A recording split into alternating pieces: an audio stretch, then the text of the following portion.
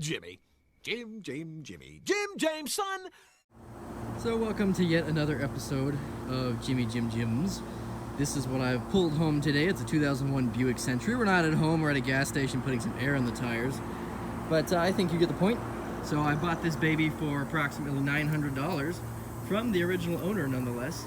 It's in super good condition. No dents, no giant dings. It does have like a small crack in the rear bumper there. But let's go start it up. Everything does appear to work just fine on it.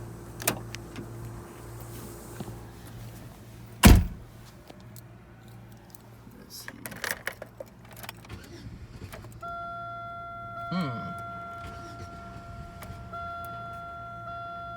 Well, that's not good. I love it when the previous owner says runs like a dream and it doesn't. There you go. Anyway,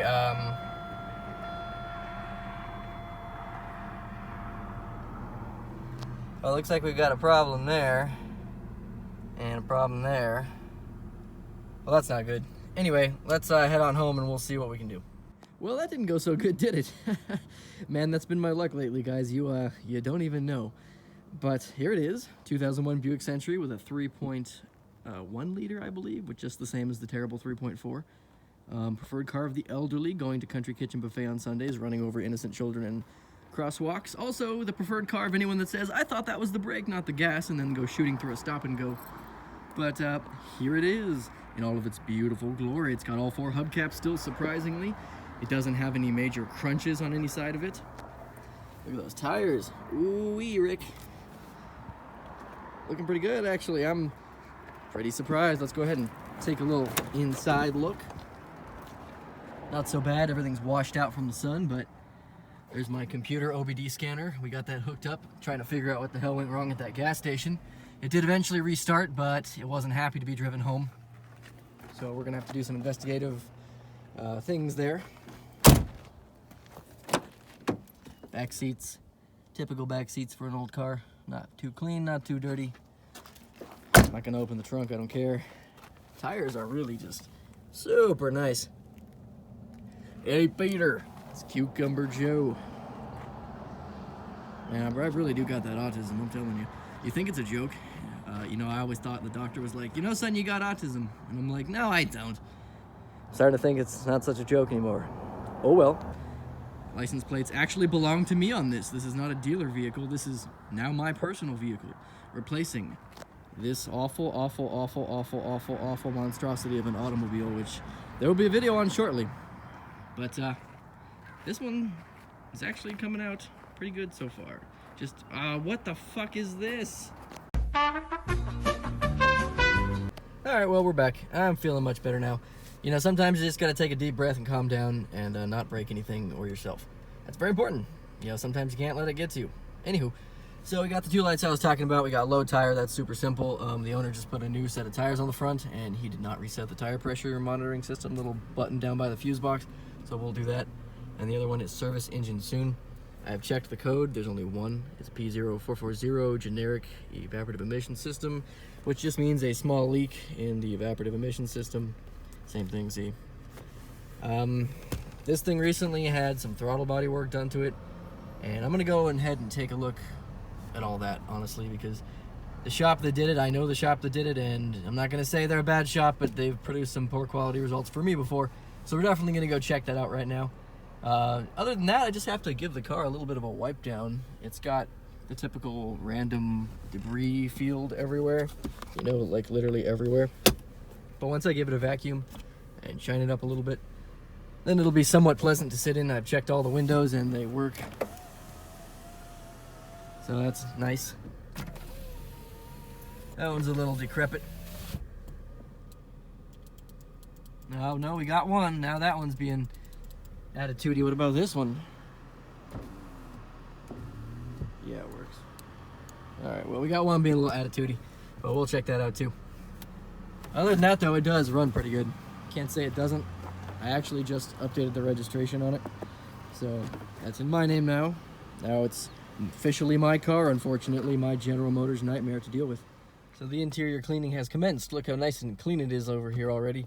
Basically, I cleaned this entire half up until right here, and now I'm cleaning this half, and you can see that the door has the Armor All on it right now.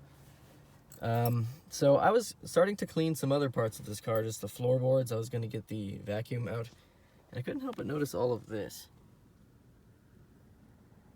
And like, the fact that it's like caked into the floorboards, and it's like clearly a spray pattern that someone tried to contain. And so the more I look at it, and the more small little blood spots I see, and the more little vomit chunks, I begin to understand that somebody projectile vomited from sitting in this position to right here, all over the floorboard of this vehicle. And it just wasn't cleaned up. I'm kind of scared to lift this floor mat. This might be a literal biohazard at this point. Okay, well that's, at least there's nothing terrible under there. The mat seems to have caught it. Ugh. So, definitely needs a vacuum and probably a steam cleaning at the very minimum. I reset the low tire pressure light that was right there. If you go all the way to the fuse box, like I said, you will see a reset button. You hold that button for 3 to 5 seconds while the vehicle is running, and if there's no fault codes or the tire pressure is good, the light will go out. And the light did go out. Now the only thing we have to deal with is this service engine soon light, which we already know is an evap leak. We're just gonna have to hunt it down. But I'm gonna continue to clean the interior of this car. It's pretty nasty dirty, so it definitely needs it. But I'll show you guys what's gonna come up soon. So I've come here under the hood after checking all of the vacuum lines out, and I cannot find a single fault. What I did do is I read through the OBD2 scanner, and it showed me that everything was working as it should have. The purge valve was actuating when it should. It was being commanded on at the proper time. So all of these little valves seem to be okay.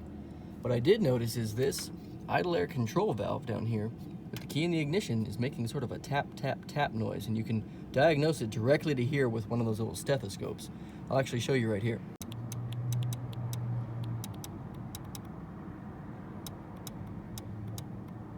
Okay, so you saw that. I think this might be our culprit, so I've unbolted it. I'm gonna wiggle it out. Oh yeah, that's... oh wow. Wow! And that might be some of our problems, so we're gonna go ahead and clean this up and see if that changes anything. So I put everything back together the right way, cleared the computer of any check engine faults, and any DTCs, anything like that, and well, judge for yourself how it runs. Ready? I'm about to take my foot off the gas pedal here. Listen carefully. Yeah, that's not good. Died again. So basically, unless your foot is on the gas pedal, it just shuts off. Now this is good because it tells me something. When I first got the car, the check engine light came on for a air leak, you know, an evap leak. Now all of a sudden it's stalling, and now it won't run unless my foot is on the gas pedal. One would know what this is if you've done it before.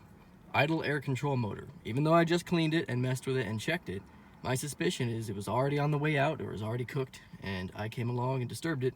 Now it's completely cooked. So I'm gonna go to the junkyard real quick and let's see if we can find us a used one. Well, I did manage to find one complete Buick Century with a 3.1 just like mine. Even looks like mine too. Has a fairly clean idle air control valve. So I'm gonna go ahead and take this off, and I might also take that throttle position sensor. So we'll see. Let me see if I can get this off. So I did manage to get the idle air control motor out. I'm not gonna take the throttle position sensor because the old owner called me back and said that he has an extra one he never put on that he'll give me. I looked inside the car. It's pretty clean, honestly. I don't think there's anything I need though. Nice and clean. Oh, the original floor mats. That's kind of cool. But other than that, I think I can head home now. So I may have this solved. Now, as you saw, I went to the junkyard, scooped up a couple of these little idle air control motors for research purposes, 4 of them to be exact total, and now my research is starting to pay off. So this one marked S, I marked it S for shit. That way I don't put it back in the car. This one I found at the junkyard, which was practically new, and this one is an OEM unit. Do you see anything different? I'm gonna go ahead and put you over us like that. The plungers are all depressed at different lengths, every single one of them. There is not one that is uniform. What is uniform, if you notice, most of them that work seem to be about this size. This one was the one from the car, and you can clearly see spring has sprung. So my idea is we're gonna go ahead and put this one back in because it's an OEM unit and see how it goes. It's also somewhat clean. This one, although being brand new, is not OEM and I do not trust it. So let's go ahead and throw this new OEM, I should say new OEM unit on. All right, well, the new unit is swapped in. We are gonna see now how it starts. Let's see, no gas pedal. We're not gonna even touch the gas. We're gonna put the key in. Exactly, just like that. Very good. No warning lights. Just the light for the seatbelt and the door ajar light right there. Perfect. All right, that's exactly what we were hoping for. I'm gonna have to drive it around for a few more days, but it did not start that nice even when I first got it. It never started on the first crank. You always had to press the gas pedal. Let's try it again. Ready? Right up. Wow. All right, well, it looks like we solved the problem. It was the idle air control valve gone bad. Even the new one that the previous owner had put in was bad, straight out of the box from O'Reilly's. If that doesn't tell you something, I don't know what does.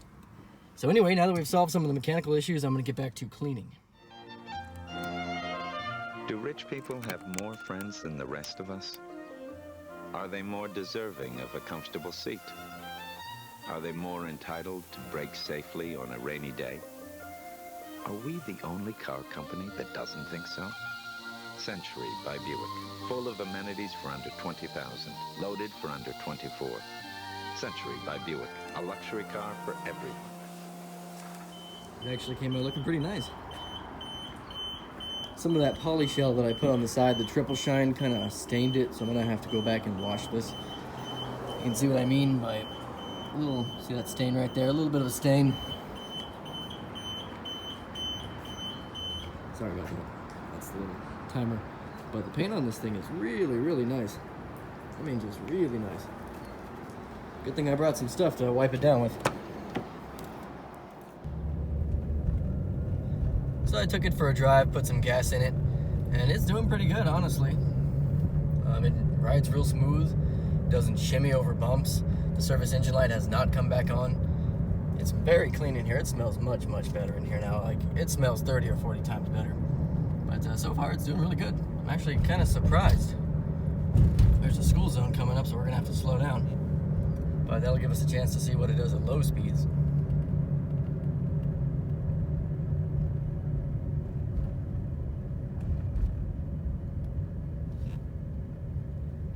Oh look, there's our friends, the police. How nice. Well, we'll just be sure to go extra slow, isn't that right? Extra slow. So I guess I'll go ahead and catch you guys when I get home. So I'm back from the quick wash place, and I think the car came out pretty clean. You can see the floors are no longer covered in filth and schmutz. The seats are pretty clean. Center console is nice and clean in there. The dashboard has absolutely no cracks on it, which is super rare for a car in El Paso. The door panels are super nice. Back seats, I got most of the stains out of them. There's still a few little tiny things, but it's pretty good. The headliner is really good in this car. The dome light works, surprisingly. The radio is actually perfect, however, I don't like it. If I'm gonna keep this car, I think I'm gonna put a Bluetooth unit in it because it doesn't even have a cassette player. What am I supposed to do with AM, FM, you know? So I'm gonna go ahead and swap the radio out in a little bit. Luckily, there's no steering wheel controls to mess with. I'll show you how it came out on the outside.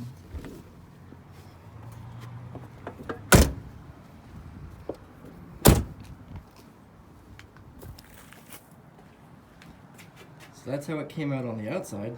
It actually looks really, really nice. The headlights shined up, the tires shined up, the whole car kind of shined up. And I'm really impressed with it. I'm kind of bummed out that's right here, like I freaked out about earlier in the video. Somebody must have just bonked into it when I took it to Walmart or something, because that wasn't there when I bought it. And that kind of sucks. I'm not really happy about that, but there's nothing you can do. It's not like it's going to devalue the car much. But it really came out looking pretty nice, honestly. So to be honest, this one went a lot easier than I thought it was going to. Most of the time when I fix a GM, it's a fight. You know, you got to fight this little thing and that little thing and this little light. But it actually gave up, and about a week later it has no service engine soon light, and I've been driving it around and it floats like a cloud down the road. I actually really like it. I think I'm going to go ahead and keep it since, as I mentioned, I'm getting rid of my Dodge Ram due to just numerous electrical gremlins on that thing. I've had enough Dodges to know that's just kind of built into them. Once they hit a certain mileage, they just sort of start to fall apart. There's a couple videos you're not going to be seeing. If you look down in this corner, you will see a Pontiac Aztek clip from a Pontiac Aztek that I bought recently. On the way home, it blew both the upper and the lower intake manifold gaskets, and it had ABS lights on, and it had a catalytic converter issue, and it had an oxygen sensor issue. And eventually I just decided that, you know, I'm not going to fix all those problems, $1,200 worth of problems, on a $1,200 Pontiac. Everyone loves the show Breaking Bad. Nobody wants to drive an Aztek or fix one, trust me. So I scrapped it, got my $300 back, and that was the end of that, unfortunately. The next one, if you look in the corner again, was a Dodge Dakota of some year, like a 94 or 5. The owner said it was a great car, ran good, air conditioning worked, everything worked. I got there, it was a 5-speed, which he did not tell me. I'm kind of done with 5 speeds at this point. On top of that, nothing worked. The speedometer, the odometer, the temperature gauge, nothing worked. And it would grind in 4th gear. It was just kind of a piece of crap. So we ended up not working out a deal. He gave me my money back, and I gave him his terrible truck. I really wanted it too, because it was a cute little 90s teal with like a stripe on the side. It was cool. I really liked it. But you guys aren't going to see that video or the video before it, and a few others that for legal reasons, because one couldn't find a title. One for sentimental reasons, the guy just wanted the car back, so I had to oblige. But I apologize, I haven't been able to get videos out as quickly as I'd like. You know, I have to fund them and film them and do everything else. But I appreciate the viewership, I really do. I appreciate every second of it, so thank you guys for watching my autistic ramblings. I appreciate it. One thing I don't appreciate, please, if for some reason you know my home address, do not come to it at 3 in the afternoon and bang on the door for 35 minutes. I'm not home. I'm either at the auction, the dealership, the lot, etc., etc., etc. I'm never actually home. The only person home is my elderly father, who you will frighten, who has a handgun, who is not, you know, just don't mess with him. He doesn't need to be scared any further than he is. But that's basically it. So thank you guys for watching. I appreciate it. You know, if you do see me walking around El Paso, just say hi. I'll give you a handshake. I'll talk to you. I don't care. But don't come to my door at 3 in the afternoon. So thank you guys for watching. I appreciate it, and I will see you in the next one.